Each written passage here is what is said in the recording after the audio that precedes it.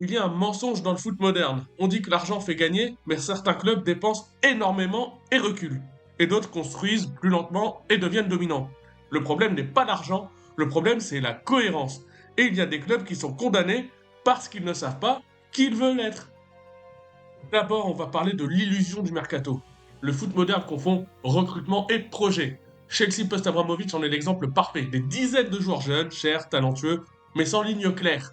Le Barça après Messi a vécu la même chose, passer d'un club de système à un club d'opportunité. Le résultat est toujours le même.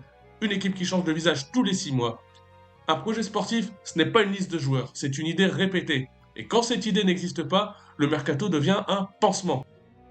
Deuxième problème, l'identité changeante. C'est exactement ce qu'on a vu au PSG. Tu passes de Tuchel à Pochettino, à Galtier, à Luis Enrique, quatre visions du foot différentes. Donc les joueurs s'adaptent sans jamais appartenir au projet. C'est comme dans un manga mal écrit. Les règles changent selon l'arc. Et quand les règles changent, le spectateur ou le joueur décroche. Les clubs dominants sont reconnaissables en 5 minutes. Les clubs instables sont reconnaissables aussi.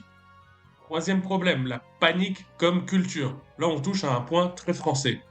Beaucoup de clubs vivent dans l'urgence permanente. L'OM en est un exemple caricatural. Chaque saison est un nouveau départ. Nantes, Soukita aussi. Les cycles ne finissent jamais. Quand la crise devient normale, la construction devient impossible. Les grands clubs acceptent l'inconfort. Les clubs instables essayent de l'éviter et c'est pour ça qu'ils stagnent. Quatrième problème, le vrai danger, c'est la gouvernance. Ce qui détruit un club n'est presque jamais visible le week-end, c'est la structure. Quand le président décide du sportif, quand les cellules changent, quand la vision dépend d'une personne, le projet devient fragile. On l'a vu avec Lyon récemment, on l'a vu avec des dizaines de clubs européens. Un grand club, c'est un système qui survit aux individus, et ça, c'est très rare.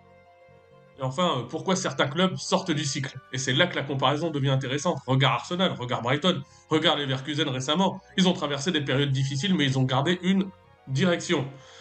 Même coach ou même idée, même type de joueur, même patience. La cohérence n'empêche pas les erreurs, elle empêche de recommencer à zéro. Et dans le foot moderne, c'est un énorme avantage. Ce qui me fascine dans le foot moderne, c'est que tout le monde parle d'argent, mais les clubs qui gagnent parlent de structure. Un club n'est pas détruit par une mauvaise saison, il est détruit par l'absence d'idées. Et c'est pour ça que certains clubs semblent bloqués pendant des années. Pas parce qu'ils sont pauvres, parce qu'ils ne savent pas qui ils sont. Si t'aimes les analyses foot avec du recul, abonne-toi, parce qu'ici, on parle de jeu et de ce qu'ils racontent.